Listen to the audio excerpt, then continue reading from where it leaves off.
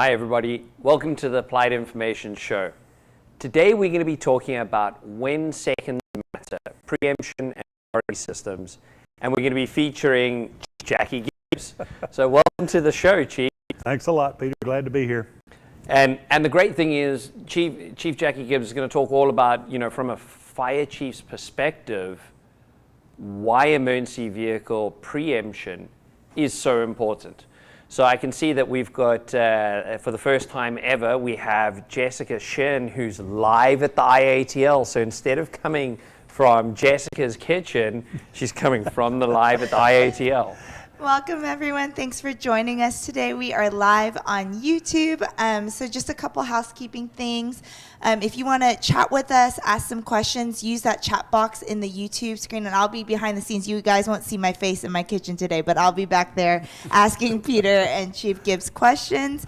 And you can always email sales@appinfoinc.com after or during the show if you have further questions that don't get answered. Thanks, Jessica. Awesome. So anything you guys ask is just going to come straight through to her, and she's going to chime in and bring it up to our attention, which is absolutely great. So when we go through this session, please ask lots of questions, especially to Chief Jackie Gibbs, who can give this knowledge from, how many years were you in the fire service? 41 years. So why don't we start off? Who is Chief Jackie Gibbs? Well, it's great to be here with you, Peter, and it's fun being here in the lab talking about something that's so important to me, and that is firefighter and safety, and also the safety of our citizens. I worked for the City of Marietta Fire Department, Marietta, Georgia, for 41 years, and I was the fire chief there for 18 years, and just had a really great career there, and thoroughly enjoyed myself, and then retired, and then really got involved in traffic safety, because it is something where firefighters do every day as they do their mission and provide the services for the citizens. We need to do that safer. It produces a lot of risk to drive a fire truck, run an emergency, and through priority and preemption, we can change the way we do our jobs. We can do a better job and do a much safer job with preemption and a preemption system to help us get through the traffic. Why is it safer? It's so much safer because you are bringing the public to a stop safely when you get to a signalized intersection. That is priority one. We get them stopped safely, and then we give the fire truck a green light, letting them move through the traffic without having to get on their brakes so hard, stop or swerve, change lanes, do all of the things that you have to do running an emergency that are just really dangerous as you work your way through the traffic. It just creates a safer bubble, because the intersection is controlled, the fire truck has clear access through that, and the public knows what's going on because the traffic signal pretty much tells them what's going on. It gives them that red signal. It gives the lane in front of the fire apparatus a green light, flushes that traffic out of the way, lets them move safely out of the way so that they can get over, let the fire truck move on through the traffic. So the entire mission of the fire service is improved because we're able to reduce that time and get through the traffic safer. There'll be a lot of people that will argue with you and say, yeah, but if I give the emergency vehicles green lights, that messes up traffic in the city.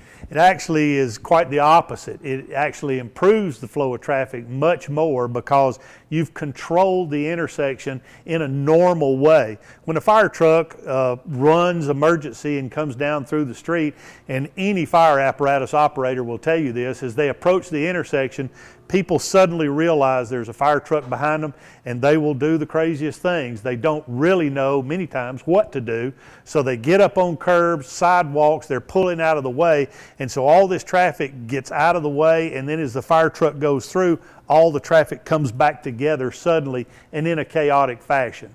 So anytime we can smooth that out, it creates a far safer flow and a much better improvement in the traffic, because the side streets are brought to a stop and they would normally be stopped. The traffic approaching the fire truck is also stopped. That way the fire apparatus operator is given more confidence that somebody's not going to turn suddenly in front of them. And that traffic is just going to move much smoother. Also, with the applied information glance system, the traffic signal returns to its normal course of business just as quick as that fire truck clears the intersection, the signal can return to its programming, and then the traffic returns to its normal progress. So I think traffic engineers, once they start to look at it from the standpoint of returning that flow, bringing it to a stop first in a smooth fashion, and then returning the signals back into their synchronization quickly, actually improves the situation rather than makes it worse. And I think another key thing is, the older technology and traffic signals used to be very slow to react. And the same thing with the older optical preemption systems. They used to keep the traffic signal green for like another 15 seconds after the vehicle passed. Right, and that was a real drawback to those type systems. Today's technology, the glance system, is so fast because it's GPS based. It uses two redundant forms of communication to talk to the signals. It is so quick that as soon as the fire truck goes under, that signal returns to its normal course. And I presume that makes the public, they see everything go weird and everything goes red. They go, what's going on? But then they see the emergency vehicle go through, and then it changes back to normal operation. It really is interesting, even for me, being in the industry now and being a former fire chief, driving myself around my city where we had the preemption. It's really interesting when you see what happens just as a layman, because the signal turns red, and it actually doesn't really cross your mind as to why the traffic signal turned red. It just turned red, and it's a red traffic light, so you stop. And then all of a sudden the fire truck comes through, and then you get the green light, and you realize, knowing that they have preemption, what happened. And I'll tell you, one of the big things that even happened to me personally driving that really brought this home to me about the improvement in safety was driving one day where there wasn't preemption, and an ambulance was trying to get through the intersection, and I could not see nor hear them. I saw a green light, and all of a sudden the cars in front of me started to stop suddenly, and I really had to get on the brakes because it was just completely a shock to me that they suddenly slammed on the brakes because I had just looked at a green light. And so and I consider myself a fairly defensive driver, it really caught me off guard when they stopped fast. Once we got stopped, then you see the ambulance trying to get through the intersection. It really made the point very imperative to me that red traffic signal improves the safety so much for the public that's out there. So who should actually get access? I mean, what kind of vehicles can actually get access to preemption and priority? And I think that's the important thing, is having that preemption. That's emergency vehicles. I mean, that's where. What is an emergency vehicle? Fire apparatus, ambulances, police, any emergency where you've got life safety. Life is at risk, and the law is saying, okay, with the siren and with lights, we're going to give you the opportunity to request the opportunity to move through the traffic and not in conformance with the law. In other words, you can go through a red traffic signal, something like that. So that's where the preemption comes in. In this way, you have such an improvement because you are running red lights and siren, and then the traffic signals are working with you instead of against you, and they're moving you through that intersection even faster than before.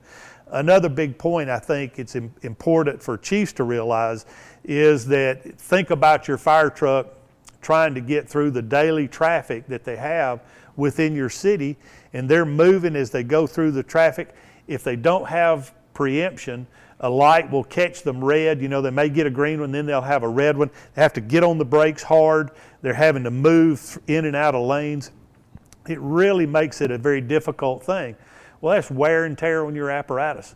Whereas with a preemption system, all the lights are green, and you don't have to get on and off, and your total response is smoothed out to a very smooth flow.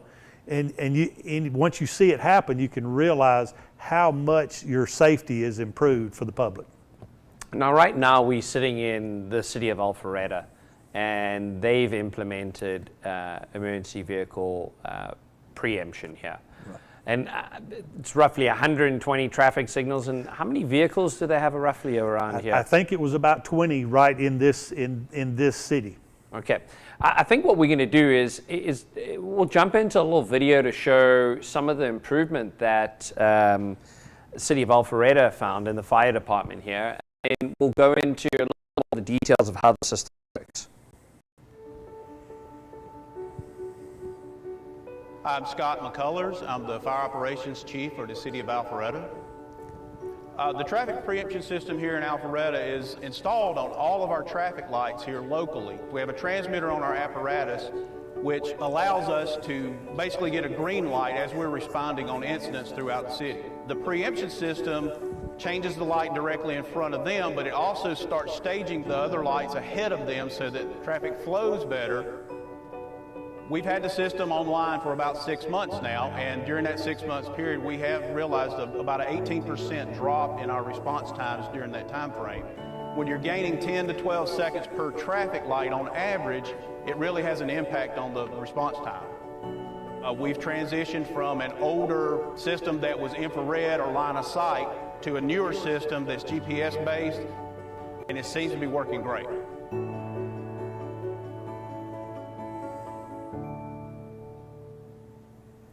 And you can see how fantastic that is. I mean, really interesting statistic there. They went from an older optical system that they had currently installed in here, went to the newer system, and saw an 18% improvement. That was a huge improvement.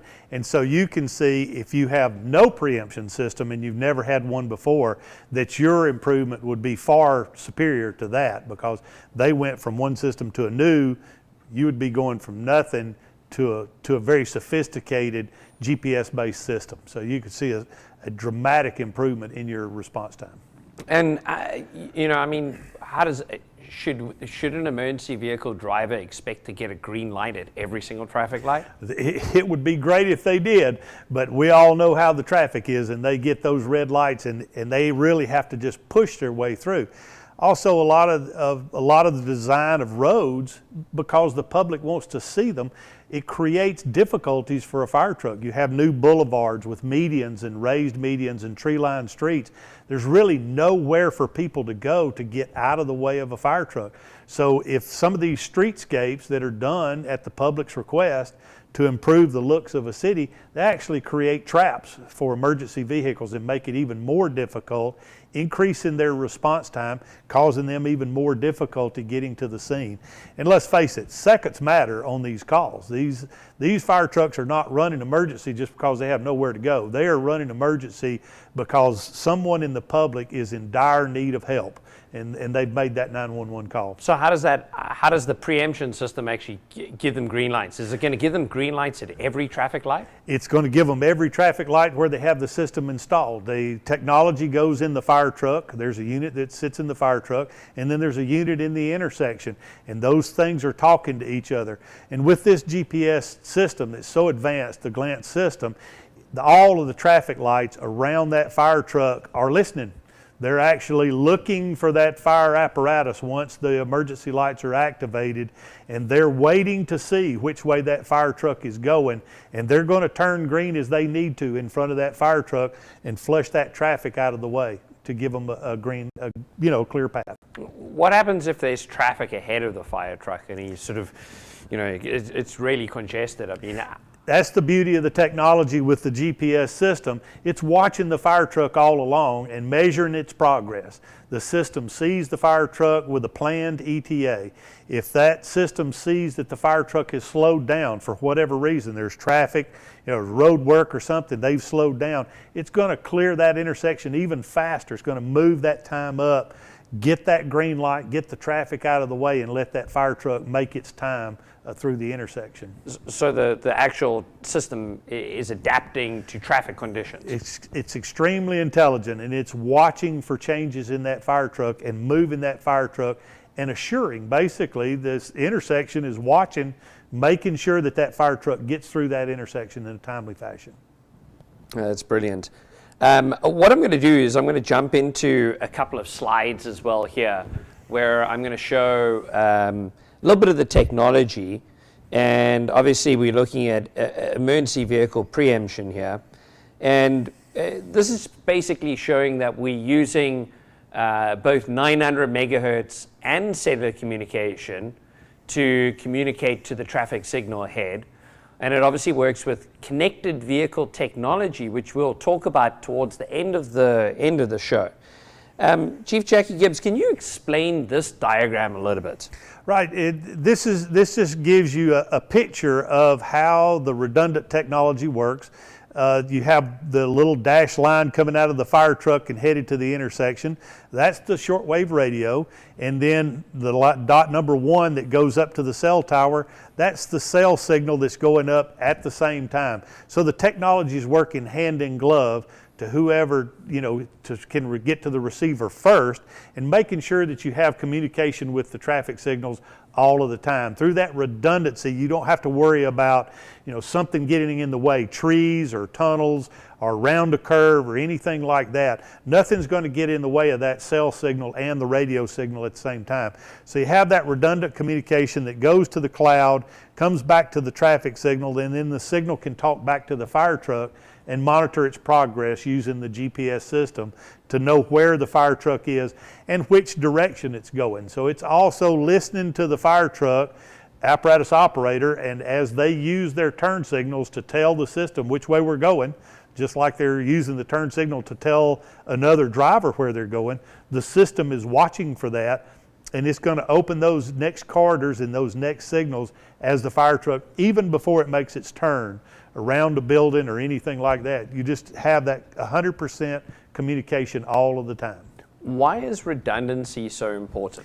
Well, in the fire service, we're always concerned with that. We always have 2 of everything. We're always trying to make sure that we always have a backup. And so with that 2 communication systems, you're not losing your communication with the system. You're assured the best communication you can get.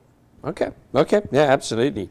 And can you talk us through a little bit of these statistics here for City of Marietta? And these are a little old because they've actually improved even more. But they really have, and I think this speaks to it. As we looked just in the initial system that we put in, and just as we first installed it, we could see that we were running through about 6 intersections on a normal call. And the drivers estimated an easy shaving 10 to 12 seconds per intersection that we were hitting. And that meant that we were improving right off the bat just a minute in your response time very quickly. The beauty of the glance system is it is adjustable and it can be fine-tuned.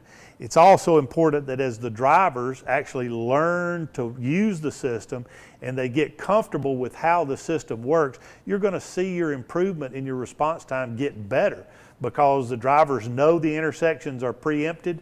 They're going to know that that preemption is going to be out and exactly how it works. When you can see the traffic stopping and you can see the traffic in front of you flushing out, it gives you confidence that the system is actually running the way it should be, and you can drive in a more confident way because you know that all 3 of the other or 4 of the other approaches to that traffic signal have a red signal. So there's just no reason for somebody to get out in front of you, and you're going to have that green light, and that light is going to stay green for you. So you can actually see the system working. And after a while, you begin to gain confidence in that and how it works. And you mentioned something very interesting, which is, all the lights are red, so nobody jumps through. Tell me about the times that people so-called jump through and why they jump through. In other words, the emergency vehicle sort of coming through an intersection that's red, but all of a sudden the vehicle jumps through. What do you mean by that? Well, we've had it happen to us. When I was with the city, I would have drivers report that as they approached an intersection, somebody that was trying to get out of their way even would actually run a red light and get out into the intersection trying to get out of the way of the fire truck and cause an accident. So people will do just the craziest things. Other times people will see a fire truck coming and think they can get ahead of it and take off and just run a red light or something like that. And that's one of the things that's important about how the system works. When it turns those signals red, it actually gets legal control of that intersection. From the normal driver's not going to run a red light. They're going to see a red bulb, they're going to stop, and then that gives them a chance to actually hear the fire truck and see the fire truck, and then they actually let them get through a little better. People just aren't paying attention sometimes, and then they have the radios on, and cars are far more soundproof than they used to be, so it's hard to hear the siren. If the fire truck is coming, they just don't hear it. Let's take a look at a little bit of the data that we're collecting, and why is data so important to look at? Every fire chief is concerned with their deployment and their response to their citizens. And so having the data to look back at your fire department and see how you're doing with your utilization of your vehicles, with as how far you going, how efficient are they getting through the traffic, what their response times are. You're always looking at how your response time is going to determine where you need fire stations and where you need additional resources. How many calls are you going to various areas of your city? What is your response time? All of those sorts of things, and the Glance system gives you the best data you've could ever have. And for me, as a chief, that was really important. We always had our response time, but a lot of times it was based on CAD data. With the Glance system, you actually can see the travel time. You can actually see the real time from the time your fire truck rolls out of the fire station to the time it arrives on a scene, not dependent on the CAD system. So it really gives you a new time stamp on what your resource deployment is, how far are you going in how much time. Those sorts of things are available to you using the data that's provided by Glance. Okay, so this report, which is showing the average response times, you can see that it's got 923 service trips, and they have an average response time of 3 minutes and 36 seconds, which is a pretty good average response time, right? Right, it's very good. And you're also seeing, though, the distance and the speed, what their average speed was and how far are they going. So you can really get a handle on what type of travel distance you've got on the calls that you're answering. So it's very good information to look at. And this one also splits out over here, out of service areas. That's something called mutual aid. In this particular case, those are the times we actually carved out for this particular fire department. They have their normal response area, which is the city that they serve, but they also have a very strong mutual aid agreement with a surrounding jurisdiction. So we're able to give them their response time and the travel distance and all of those statistics on their mutual aid calls. And it lets the chief, as far as presenting his data or her data for what their city service is, if they're looking at ISO and their performance, they can actually see what area they actually serve and then take out the stuff where they're providing mutual aid outside of their jurisdiction. That way their response time is they're not hurt by the additional response time going out of their jurisdiction. They're able to separate those calls out. So it gives you very strong data to look at on where are your calls, how far are you traveling, and then what speeds are you able to get there and the time.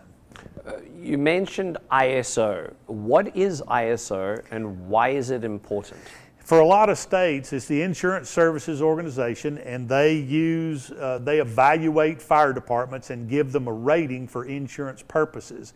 And it can actually affect the citizens who live in your community's insurance rate for their business or their home. So it's a scale of 1 to 10, 10 being no fire department and class 1 being the best service delivery, the best rating that you can get.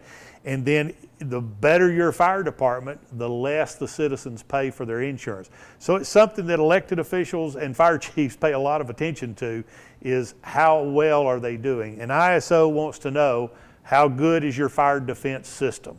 How good is your fire department? How well are you staffed? What's your water supply, your radio communications? And then how are you doing as far as your deployment? Where are your fire stations? Are they laid out well for your geography that you're covering? And are you able to serve that in a good time? So with the Glance system, you can actually say, yep, this fire station may be a little further out, or it may be a little further on this particular part of the geography, but we're able to get here because of preemption in a set amount of time. And we have data to prove that we can serve all this area in a very good time. So it's something that just it allows you to show what you're doing and how quickly you can get the service calls done. And all of that data is then available in a report quickly, so you can share it so you can look at it, so you can share it not only with your elected officials, the public, or with somebody like ISO. Okay. And the next one is just a heat map showing where all of these emergency trips are happening. So, on a Sunday at 2 o'clock, there were 20 emergency trips during that time. But why is this important? Or? Well, it really is, because you always want to know, well, when are our calls happening? What's our turnout time? When are they going? What days are we going? It's always just good information to know, when are we doing what? And budget writers always, when are we doing what? And writers always do numbers, how many calls, when are you having to, respond to those type, or is there something in the community happening that's driving this particular spike in public safety calls? Okay. And there's for people that know our systems, you might be seeing a couple of new reports today. We've been updating reports. This is actually a new report that we have, which is arrivals on green. Which actually looks at did the vehicle arrive on a green light. So for this emergency vehicle, engine number 4, you can see the percentage of greens that he had was 100% all the way through. And if he got a red light, it will actually come up and show you over here under the number of stops that he would have stopped at one of the intersections and which intersection. What's important about this is it actually tells you whether or not you've got a problem intersection around one of your fire stations. So you can go in and go, oh, wow, well, why is this vehicle particularly not arriving on green lights? Or why is this one traffic light keeping on coming up? We must have a problem there. So it's looking at the analytics to actually tell you whether or not something isn't working correctly. I think it's really important, Peter, to also know that when you're looking at a report like this, you can see that, yes, we're getting all the green lights in the intersection, and just anecdotally, you can look down through there and say, just imagine how many of these might have been red and slowed me down, or slowed the fire truck down as far as getting through the city and to their emergency calls.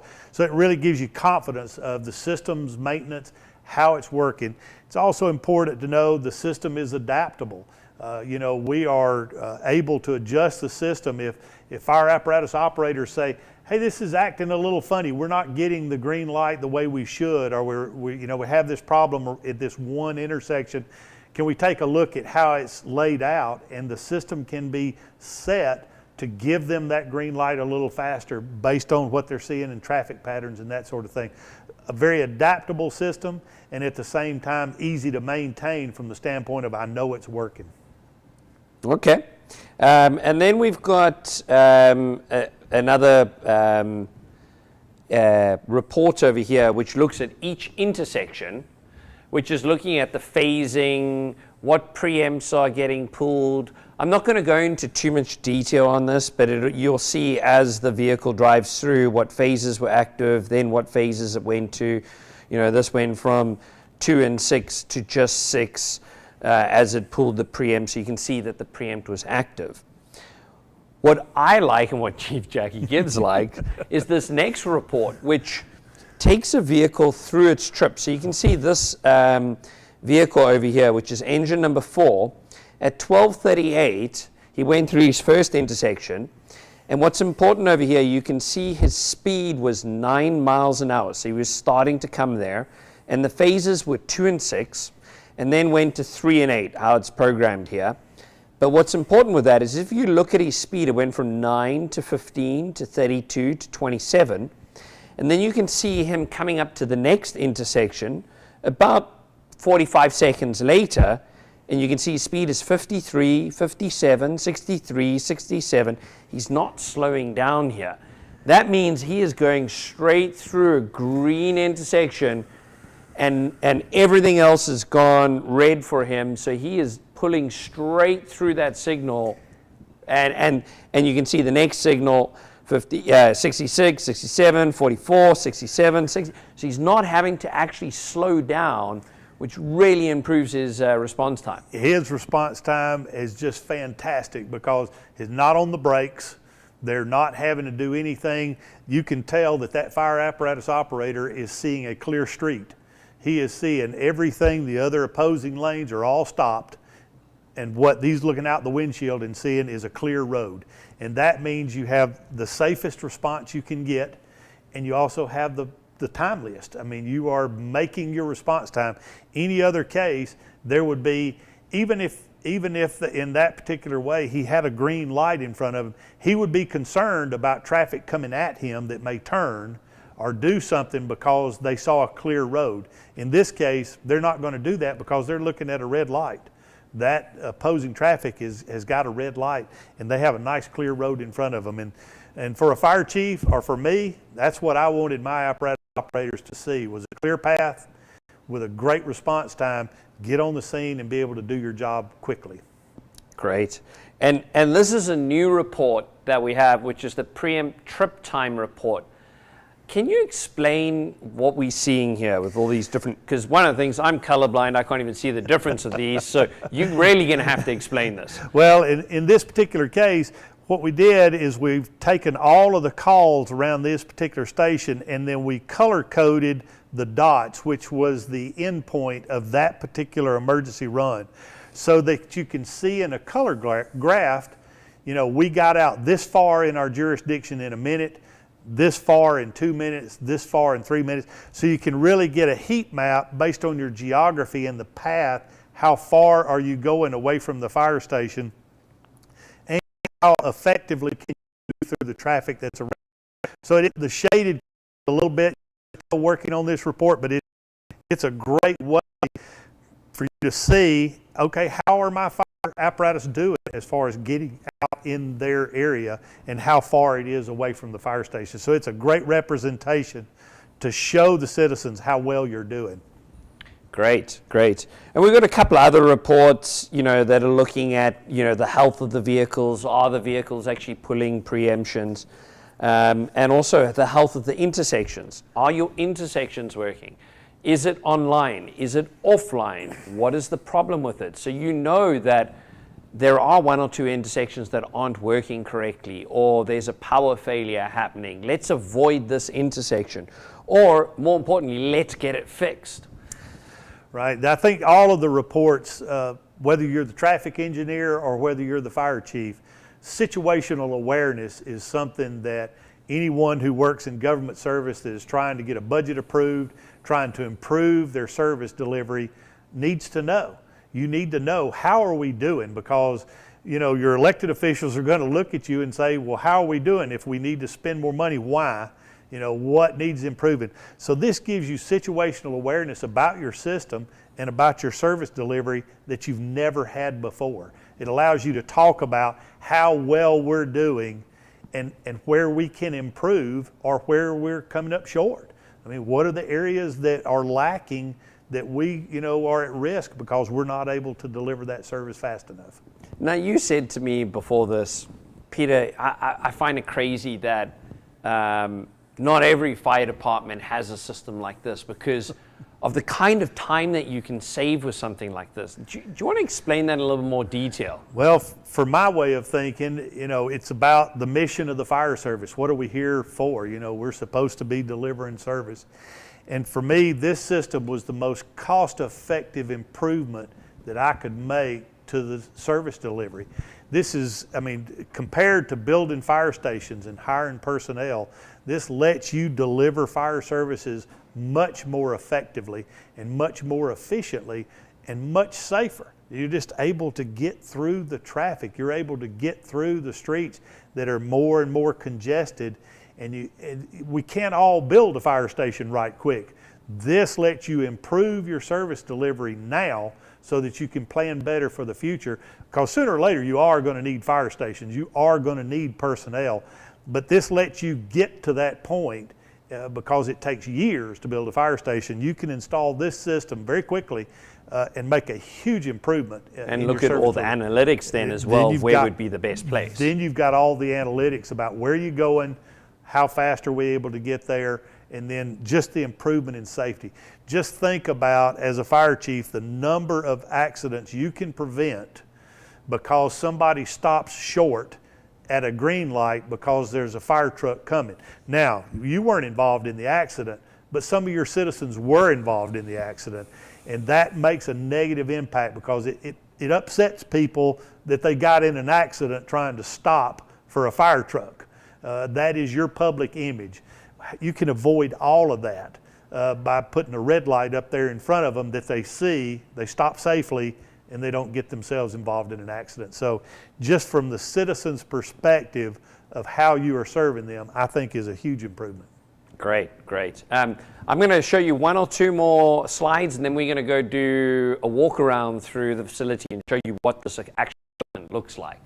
So this is just a slide showing you, what the Glance central system looks like, where you've got all your devices here on the left-hand side, and you've got a Google map with all the intersections and emergency vehicles that are within the city. And you can also go and look at, more details on the traffic signal. That'll give you exactly what's happening there. You can go to playbacks, and you can actually see exactly the route that the vehicle traveled in, what his indicators were. You can go back in time. So it gives you a full functioning system to see exactly what happened during those events.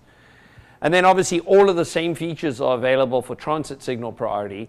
I'm going to try to go into a little bit of details of transit signal priority in a second, but it works in very much the same way as emergency vehicles.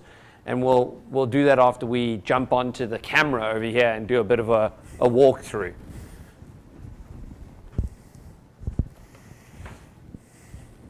So this is the IATL, the Infrastructure Automotive Technology Laboratory. And we actually built this pre-COVID thinking all the car manufacturers are going to come here, but we had to change it into a bit of a studio. And you'll see we do safety for school zones. So these are all school zone devices, and we have, the Audi vehicles talking to these school zones directly here, as well as smartphone applications, and we can control these beacons. And it all comes back to, the Glance system as well, so that all of that information is available as well. And I'm not going to go into all the other types. There's devices over here that do railroad warnings and the driver feedback signs that are just behind Chief Jackie there. And then we've also, I think over here on the left hand, we've got the vehicle units. Do you want to explain what happens here? This is the actual vehicle unit that is installed in the fire apparatus. It's just the top part, this little black box. And then we put it in a utility area because that is one of the beauties of this system. You don't have to do anything. It's connected to your emergency lights, it's connected to your turn signals, and then all you have to do is flip your red lights on and the system is operational. You don't have to do anything, turning it on or off or manipulating anything for the system to work and give you those green lights on the way to any emergency call. Who would install something like this? Typically, you can, in some departments where the fleet management department takes care of your fire apparatus, they may want to install it. We can work with any of the fleet service folks on the technical installation. It's really not that complicated, or the person that would install your radios or your red lights can also very easily, they're very comfortable doing this type of work with the electrical system. And this test box is for the traffic department and the people that would normally be testing everything so that they can plug it into their car and make sure that everything's working. Right. It gives them full operational functionality for testing, for driving, and making sure that the system's working. But the fire apparatus, all they need is this top box. And this same box can also go into, emergency vehicles, police vehicles, buses. And any vehicle. It just goes straight into that. I know we've deployed some in school buses as well, where Right. we're providing them with priority as well. Right. Okay, well, let's walk down the center aisle over here and we'll have a look at some of the stuff that Chief Jackie's the best knowledgeable person on the traffic signal side. Yeah, right. Something that Chief Jackie knows absolutely nothing about other than it works and it gives you green lights. So I'll let you explain all of the traffic technology. So for all the traffic guys out there, this is obviously a NEMA cabinet. This is the unit that goes into the cabinet. We've just got it on the shelf right now. And it would wire in and monitor everything in your cabinet. So not only does it do the emergency vehicle preemption, preempt 1 to 8, and the priority, the pulsed output, but it also monitors your AC voltage here. And it monitors which greens are active. So we can tell you which signals that the actual signal was green when the emergency vehicle came through, because we're monitoring all of that. And then your preempts are wired into the preempt panel at the back there. And then it provides remote communication as well for your traffic signal controller. So now we can get Ethernet communication to your traffic signal controller, to your conflict monitor, to your battery backup system that you have. So we integrate with all the different battery backup systems. We look at the voltages of the batteries to ensure that all your batteries are working correctly and monitoring them so that when anything happens, without a doubt, everything is working. We monitor the cabinet fan, the temperature, and if you have a look here, these are the two antennas. So this is the cellular GPS antenna, and then this is the 900 megahertz antenna. So the redundant communications, and you can see they're both installed on the traffic cabinets. And then this is a 332 style cabinet, and you can see here we also integrate to video detection cameras, and we can stream back over the cellular link the actual video from the traffic signal cameras, which is actually quite critical with emergency operations where you want to know what's happening during an emergency, or from the traffic side, hey, we can reconfigure the detection cameras to see what's going on. And there's a Clary battery backup system. There's our unit installed in the rack mount. There's actually a DVD player because we've got some video feeds coming into the iTerrace to do video detection. And then there's another video track over there for different video detection systems. So we support all the major manufacturers there. And then, we've got all the traffic signal cabinet manufacturers here. So whether or not it's, this one's an Interlight, this one is D4. We've got a connected vehicle section over here with CV2X and DSRC. All of our technology supports all these connected vehicle messages. And then, peak traffic signal controllers, NASTEC or TrafficWare. This is the old 980s, 2070 ATCs and the ATC controller that they have, as well as Siemens M60s, and then the Cobalts traffic signal controllers as well, McCain and Econolite. We do Econolite EOS, where we also are able to do now with Econolite and Interlight, we can actually do NTCIP 1211 preemption requests over Ethernet. And with Siemens controllers and Econolite controllers, we can do detection calls as well as NTCIP calls, as well as the other traffic controllers where we can push in an Ethernet-based NTCIP call. So, lots of different options. And what I will say is, please reach out to us. Reach out to us, reach out to Chief Jackie, use his knowledge, set up a one-on-one session with us, because then we can look at what your city has and how we should adjust and how we would work with you to create a system for your city. It's just really important that we get given that opportunity to sit down.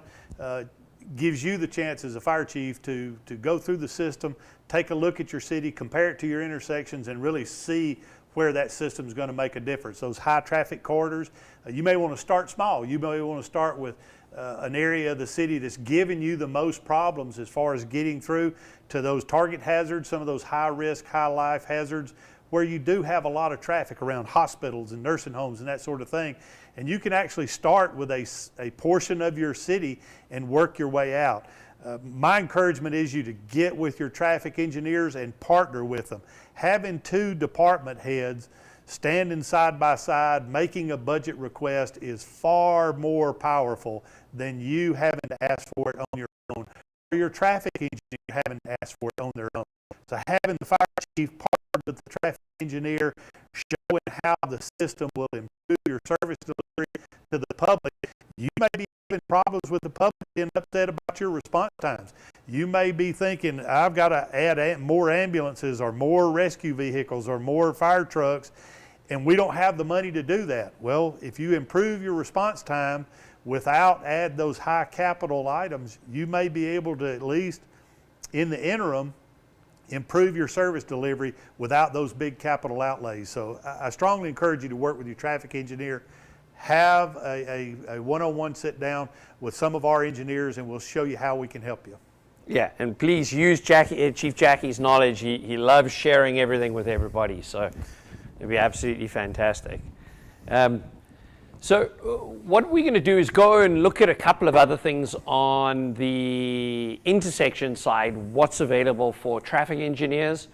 We'll see if we've got enough time to dive into a little bit more on the transit side as we go through this. So I've got a couple of slides over here just to show you some of the features of the units. So, you know, the one that we showed you in the cabinet's got 4 main functions. Monitoring everything in your cabinet, AC, if you're in flash, you know, everything that's happening within the traffic signal cabinet.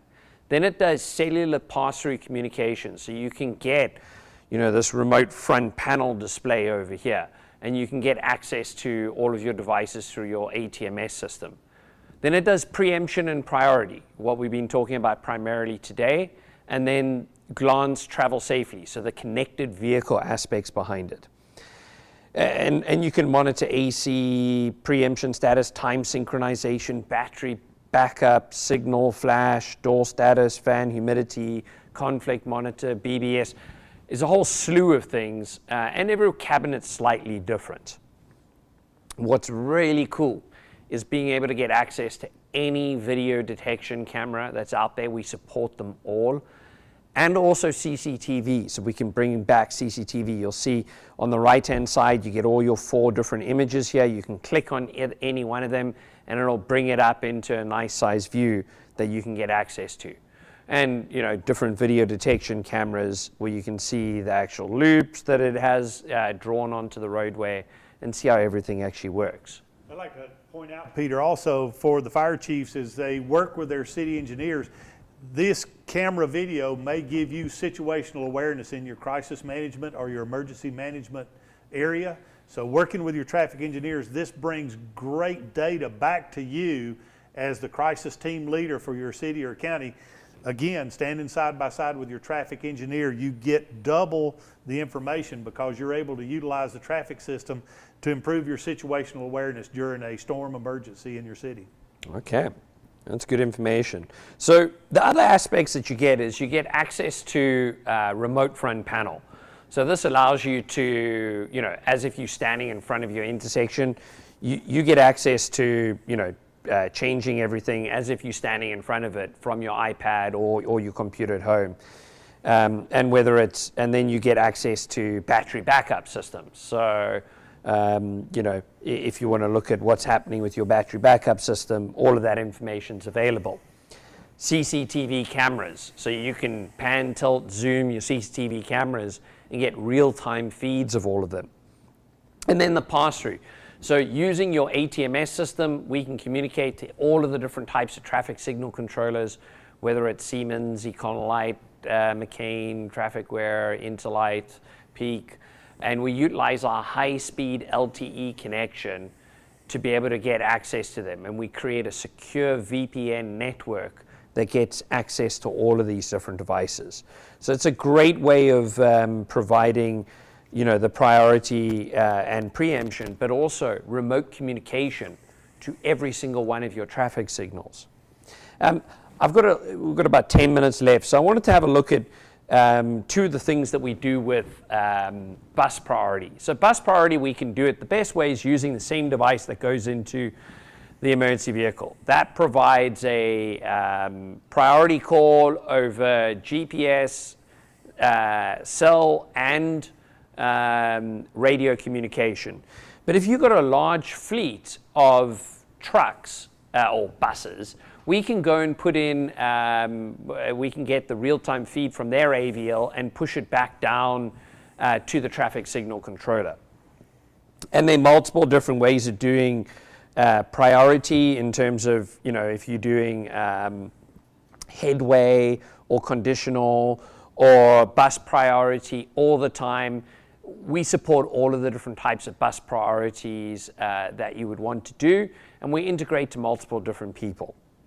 You'll get a view of exactly where all your buses are, where they're traveling. We do travel times with the buses, so you can see the average travel time. If you do conditional-based preemption, you can see when it's travel time, when the priority's on versus off. And there's multiple different things of, your average travel time through a segment is 4 minutes and 21 seconds. So there's a lot of data here, but what's really important is sitting down with you folks and finding out, what's important to you. What should we look at for you? And this is one of those other things that I think is important, because we talked about how we bring traffic and fire together. We can actually bring traffic, fire, and transit all in the same room. And that then, as you said, when you're going to the council with 2 groups or 3 groups, they're much more faster to provide funding. And this system can be expanded to any emergency vehicle. So, it can be police, it can be ambulance, it can be fire, transit, it can be schools. I mean, as far as the school buses and helping a school system keep track of their routes and what are they doing. Because it's GPS based, we can follow them along and give you data on what's happening in your system. So it gives you a broad base to help all of those areas improve. And I think if you have a second, you're going to get to where it can help the public even. And you have something to give back to the public using the transportation system. I want to reach out. We've got 7 minutes left. Everybody out there, please type in any questions. We love to hear the questions. That really makes it interactive. So please reach out to us. Otherwise, we'll continue on, and you'll never stop me from speaking. Well, luckily, we've had Jeff being our commentator in the comments, answering questions live as y'all were going along, so that was helpful. Can you guys talk a little bit more about the antennas? So, you showed the antennas that go on the intersection cabinet. Peter, what antennas are going to go in the vehicle, and how does that work? Great question. So I'm going to leave that to you, Chief Jackie Gibbs. Well, again, they will mount them in accordance with the specifications up on the cab, and it is a GPS antenna, but it's nothing that will interfere with it. It's just like your emergency lights that are on top of the truck, your radio antennas and that sort of thing. It's mounted in the same way the other antennas are mounted. So there's really nothing different about it than everything else that you would put on top of a fire apparatus. And they're 2 antennas. 2 antennas, one for the radio and then one for the cellular to give it that redundant communication. But there's nothing that would upset you as far as it being anything other than the standard equipment. Okay. Awesome. I know you guys talked about mutual benefits for the traffic department and the fire, and now even transit. How would maybe 2 cities that have mutual aid be able to use this system, and can they be able to differentiate that within Glance? Absolutely, and that's key aspect behind all of this. Again, the system is totally flexible. It works for you. I mean, the system comes into the community, it works for you. It can be situated to suit your needs, as far as if you have jurisdictions that cross paths or that work together either on automatic or mutual aid. The system is totally programmable so that they can access your signals and you can access theirs. Great answer. Okay, awesome. And then we had someone for question to me. So we talked about dual redundant communication. How does that work? Is just whichever one arrives faster, or? Yeah, so the technology works, one of the interesting things, the cellular communication generally works from further out because there's no limitation on distances. And the radio is a much shorter radio communication with what people would say lower latency, is able to communicate at a much shorter distance. As you get closer towards an intersection, generally it's the radio communication that's communicating faster. But we found that the reliability in the cellular side, because let's face it, not every road does, has zero trees, zero buildings, zero anything. It's just flat. Most of them have a little hill, a little curve, and that's when the cellular comes in and always communicates. I think it's 98% of the time cellular communication comes in first. But then you've got that radio communication coming in that provides the redundancy if anything else fails on the cellular side. And most of the fire chiefs have had trouble with communication in the past, so having those two communication pieces, I think it's really important for them to know, because you're not going to lose it the way you lose sometimes with your radio communications. They're having trouble these days in big buildings and that sort of thing with radio. Well, this gives you both, so you don't lose that communication. Awesome. I think we forgot something, y'all, today. Can we talk about the connected vehicle aspect of this and Travel Safely, our app, and how this all ties in with that? Sure. I think what we'll do is let's just show a short little video on that, and we'll talk about the connected vehicle aspect, and you'll see, just pay attention to looking at the emergency vehicles video, and you'll see how that looks.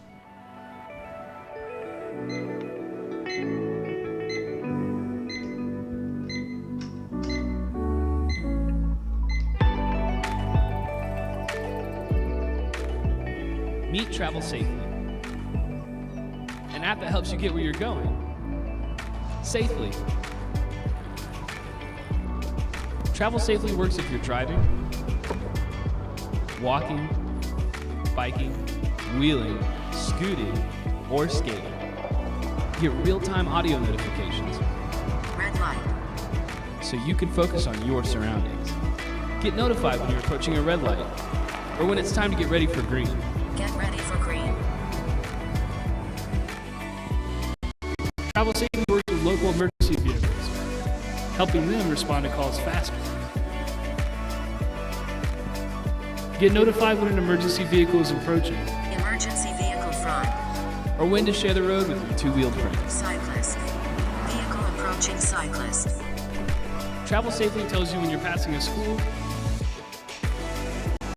or work zone, and if you need to slow it down. So whether you're on the road or just crossing, Pedestrian. every time you open Travel Safely, you're helping make a better commuting experience for all of us. Together. Download the Travel Safely app today and join our community of users committed to making our roads safer.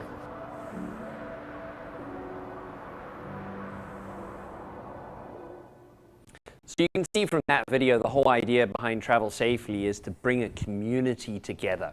And the idea behind that is if you bring the community together, they're getting the functions of get ready for green when the traffic signal's changing, they're not running red lights. And on the emergency vehicle side, they're hearing emergency vehicle coming from behind. Oh man, let's move out the way. But they get notified about that a good 2,000 feet before the emergency vehicle comes towards them, so they know they've got some time to pull over instead of this panic when a big red or yellow or whatever color it is comes with sirens behind you and people panic and move left and right. This is going to give them the knowledge that the vehicle's coming beforehand. And I think it's really important for chiefs to recognize that the public wants to know. Your public wants to know what's going on around them. They really like this sort of technology, and this helps you justify the expense of the system, is you're able to show the public that they're getting something too. Yes, they're getting safer streets, you're getting better response time, you're getting a safer response, but you're able to give the public something that they can hold on to as their own for the investment. It's really important for justifying the budget. Appreciate it. Well, I want to thank everyone for joining us today. It's been fantastic having you on YouTube. Thank you so much for supporting us. And please, if you guys have got any questions or if you guys want to have a one-on-one session, please reach out to us. Chief Jackie and myself and the rest of the Applied Information team would love to host you here and look at what's involved within your city. You know, if you've got this type of traffic signal controller, let's look at it. Let's see if we can help you. Because that's, what we're here for, is to try and help everybody in all the unique situations that everybody's in. So thank you so much, Chief Jackie Gibbs, for joining us. Great being with you. And until next time, everyone, thank you. Bye-bye.